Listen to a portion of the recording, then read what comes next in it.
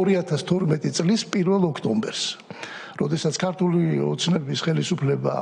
პროფესორად ქართული ოცნების კოალიცია მოვიდა ხელისუფლებაში, მაშინვე დაიწყო ნაციონალური მოძრაობის პირველ რიგში, რა თქმა უნდა, მიერ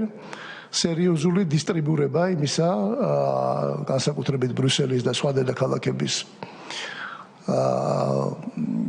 კოლეგებთან,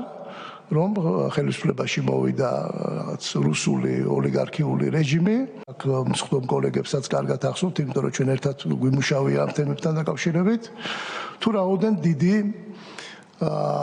ზეწოლა, მე ვიტყოდი, იყო თავიდანვე იმაზე, რომ ჩვენ დაგვემტკიცებინა და რამდენი ძალისხმევა დაგვჭირდა ჩვენ თვითონ კოალიციის წევრებს, რომ დაგვემტკიცებინა ბოლომდე, ან რა გქონდა დასამტკიცებელი მართალი გითხრათ, მეცინებოდა კიდევაც ამაზე, მაგრამ იყო სამუშაო, ძალიან დიდი ძალისხმევა გაწეული,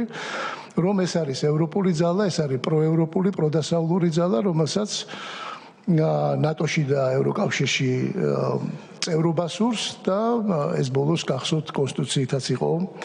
გათვალისწინებული და ჩაწერილი, სხვა არავის არ ჩაუწერია თუ არა ჩვენ, რა თქმა უნდა. ჩვენს ხდომის ბოლოს ვიმსჯელებთ, როგორ უნდა მოექცევთ ამ სამ პირთან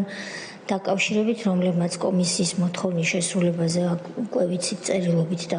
ცალსახად თუ არის განაცხადეს.